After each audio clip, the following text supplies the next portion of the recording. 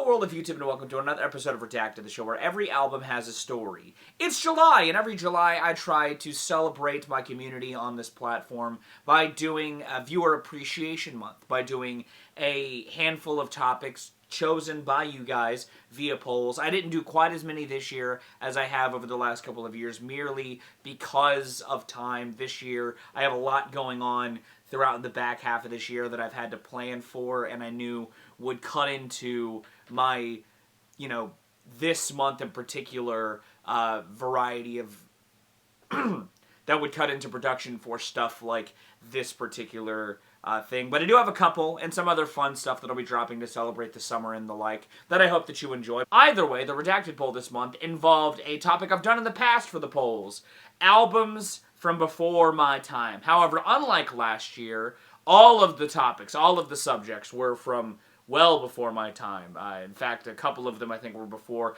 my mom's time even. But the winner was a record that I was kind of surprised to see win, if only because it is a classic still within some circles, especially within the fan community of this band in particular. And the band themselves are amongst icons of rock and have made some personal favorites in the genre, in my opinion, as well. The band in question, British rock juggernauts Led Zeppelin. And the album is the band's first foray into longer album construction via a double album that saw them revisiting old ideas and finding ways to try and fit them within the framework of this record that I do think is the classic that many heralded up to be, but I still thought would be a fun experiment to tackle within the format of the show. It is their sixth album from 1975, Physical Graffiti.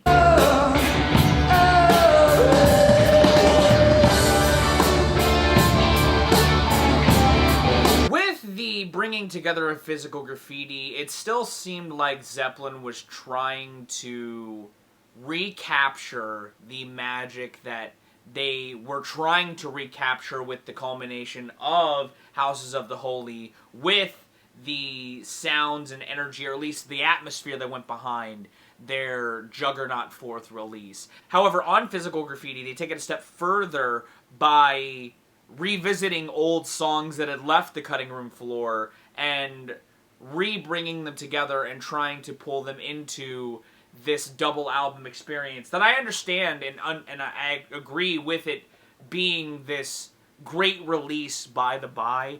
Again, this Redacted is not meant to replace the listening experience of the original Physical Graffiti. I also think that this isn't their best album. I think that some of the cuts that they decided to try and reintegrate into the track listing, while maybe having some fun rock-leaning moments, or even extending some of the general philosophy by from some of the lyrics on here, don't really work still, or really feel like they were justified upon leaving on the cutting room floor the first time. My vision with Physical Graffiti was more to present a kind of condensed version of the A and B that the two LPs of Physical Graffiti do have on both discs. I wanted to have some of the energy and inspiration still intact, but just sort of like slim it down and rearrange it given how the pace gets shifted in the event of slimming down. I did want to keep that sort of clearly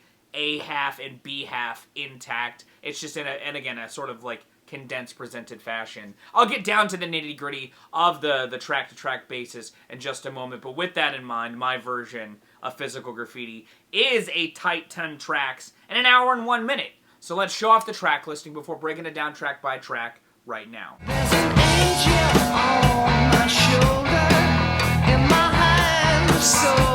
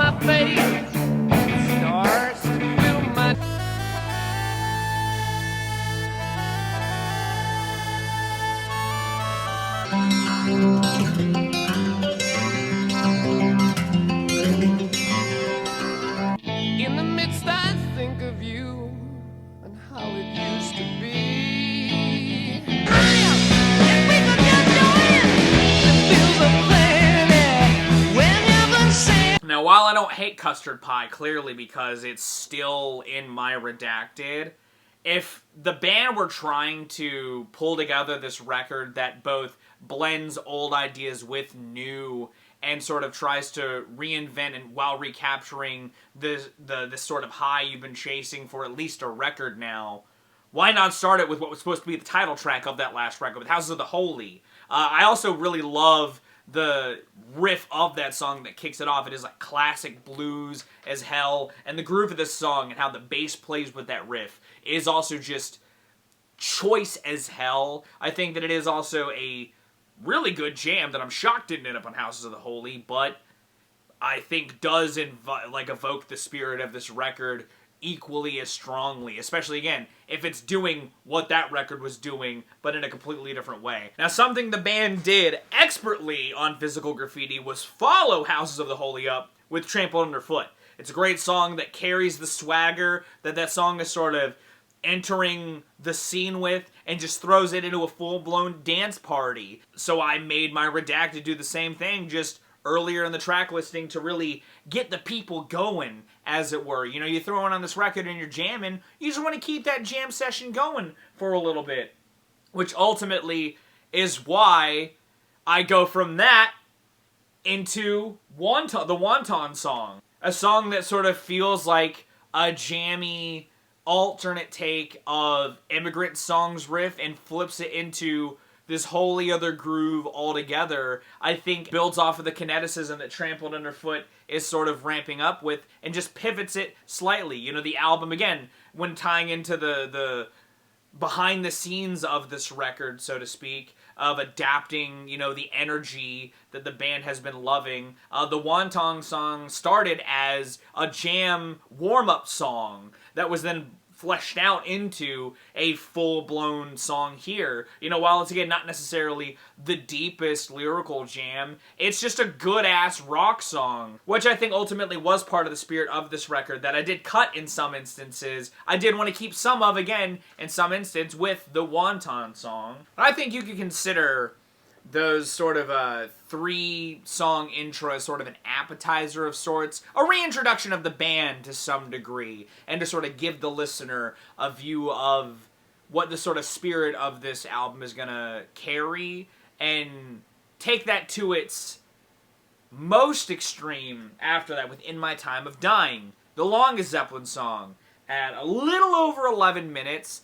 It has moments when it comes to, like, refrain repeating and overall just building upon this more slower paced bluesy riff, where it leans into some of the looser ideas that we're seeing in some of these song composition of the songs prior, especially like the Wanton Song. Not to say that it has this jammy feel to it, but in the ways that, especially again in some of the middle portions amidst some of the solo stuff, where it feels like the band is sort of just kind of riding this vibe, so to speak. You know, there's parts where they're like just chopping up this groove where it just feels like they're feeling themselves in a way that, again, evokes the energy of this project as a whole, so to speak. Which is not to say that the song is boring or feels loose or structureless in that sense of being this jam. The band are some of the most talented, well-proclaimed musicians in their lane, so they take this framework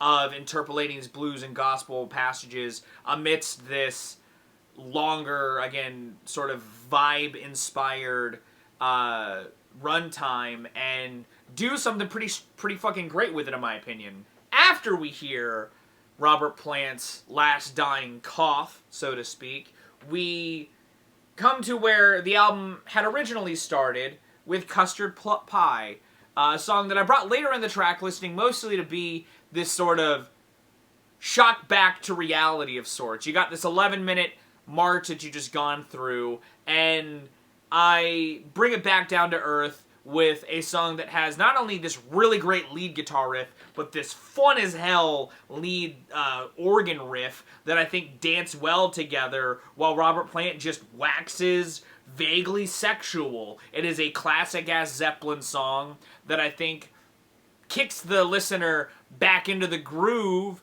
as the sort of first portion of it really winds down with another, just again, great ass cut which you could ultimately see as the buffer of the end of this portion of the record, because Custard Pie's fade out leads into my favorite transition of the Redacted, which I always seem to have from one of these Redacteds, into the immediate methodical slow march of Kashmir, which is honestly my favorite Zeppelin song, FYI, but is also a moment where the band sort of hard pivots into these bigger territories while they had done this very blues boogie march with My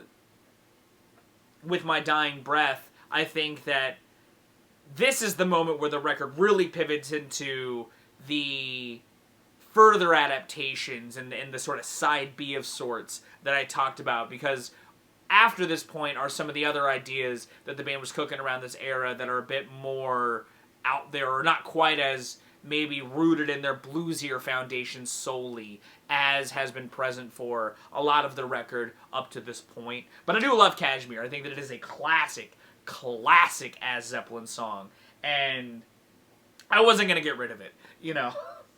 I think that as far as, like, cutting songs from a record to cut what is easily one of the best riffs this band has done is just a crime.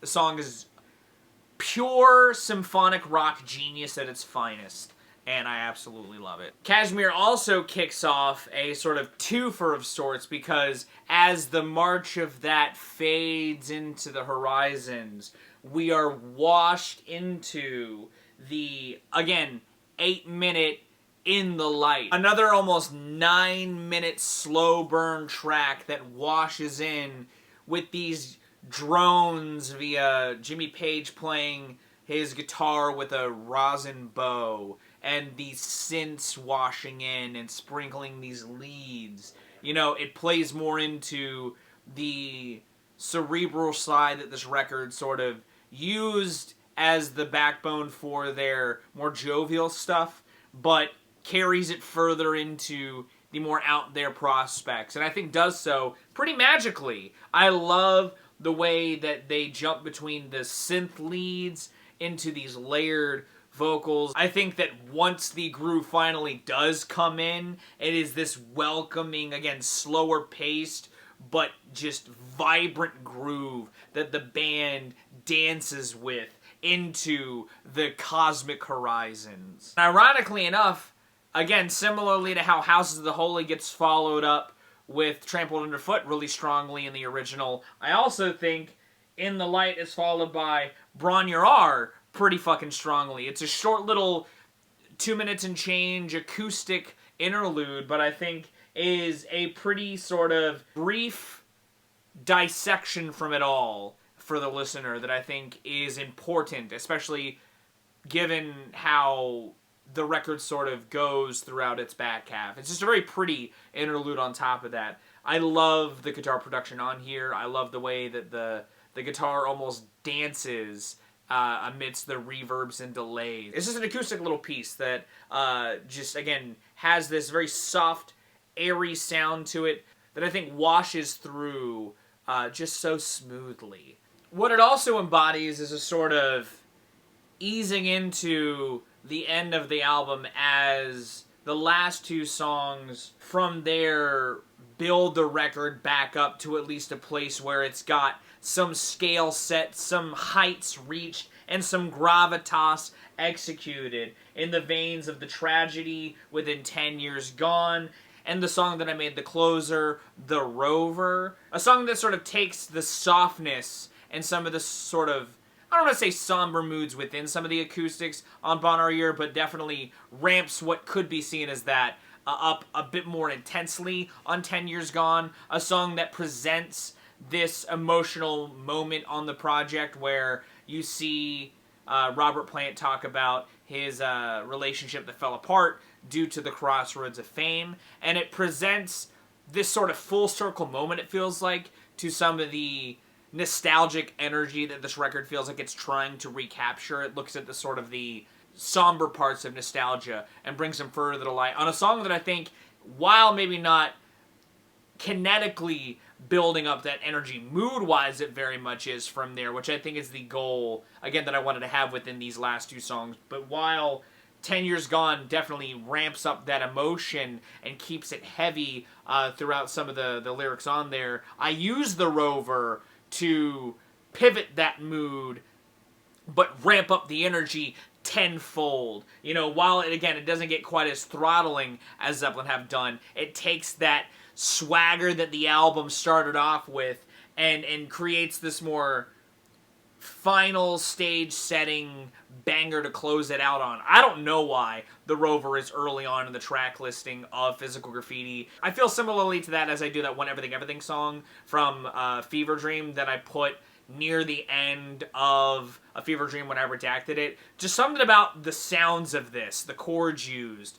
the energy of it, that feels like it's building to a finality. And especially given the previous track, you could see this as the band and Robert himself ultimately having the song about choosing this life over the life that he had left behind on 10 Years Gone, and creates this sort of barn-burning closer out of the experience that I think is pretty choice in my version of the Redacted, but I think that the Rover itself is a, again, sort of straightforward Zeppelin-ass Zeppelin song that has moments where it feels like it's interpolating or reinterpolating some melodies the band had done into their past, into this new spirit, which I feel like was the air of this project as a whole. I think it's a great song, and I think that as far as like closing out this experience, while I don't think Physical Graffiti's closer is necessarily bad, I think that the Rover is also a better closer, in my opinion. Now, I know I go back and forth on including a segment where I talk about why I cut the song as I cut, but I figured, since we're talking about a classic like Physical Graffiti, I would do that again, starting with, because again, most of the songs, I think all the songs I cut are from the second half. A lot of those songs were songs that serve a similar purpose as far as mood or transitioning within a record experience, but I ultimately feel like detract, or at least don't necessarily fulfill it in any meaningful way that I think warranted putting it in if it was cut in the first place. Like Down by the Seaside. I don't hate Down by the Seaside. Like, I don't think it's like a bad song, but I think it is lower on the echelon of like Zeppelin songs in my opinion. I dig the beachy vibe of it well enough, but I think as far as like capturing a light energy, I think Bron-Yr-Aur before that does a well enough job on its own. While Night Flight has some really great organ-ass synth sounds, and I think is another fun, groovy song, I don't think it does anything super flashy or all that great. It is a fun second disc jam that I think keeps the energy a bit more bright, and it sort of feels like the breather after 10 Years Gone, but I used the Rover for a similar function in my version, so I ultimately cut Night Flight. And there were some tracks that I cut because even if they maybe fit the spirit of the project or the mood of it, like Boogie with Stu or Black Country Woman, I just don't think, again, they're not S-tier Zeppelin songs in my opinion, and were easy to leave on the cutting room floor. Tracks like those, and honestly the Closer Sick Again, were songs that I cut pretty early in my Redacted of this project. I don't think this record closes nearly as strongly as it starts, but I think that, like, I could understand if some of the songs do have fans. I'm just not one of them. And that was my reining in of Physical Graffiti. Did you like it? Did you not? Let me know your thoughts on it on the comments down below. One of the things that did also happen as a result of reining this record in was pulling it in even farther, because while, you know, it's fun to sort of think about this show in a digital age sense, where, like, yeah, you can bring a record or shift it around however you want, I got into the thought path of what would it be like if Zeppelin, when making Physical Graffiti, were just able to have it pressed on one record? What if for some reason they couldn't do a 2 LP record, and those LPs have physical limitations? So, like, what would the 1 LP version of the spirit of Physical Graffiti look like? That is also listed in the description in a YouTube and Spotify link if you would like to listen to it, or my Redacted of it. And if you like this video, give it a like. If you want to see more, consider subscribing. I drop 2 to 4 vids a week depending on what I've got going on. I'm gonna go. Thank you again for watching this channel. Again, this was voted on by you guys. I will be throwing up 2 polls throughout this month for videos that'll be dropping at the end of the year, after all of my sort of like crazy stuff is wrapping up, as sort of a further thank you to sort of round out I try to have 4 polls a year for Viewer Appreciation Month. Thank you again for voting in this if you did vote. And I'm going to go. I've been Viral Rack. You guys will get these lots of situations. And I'll see you another day.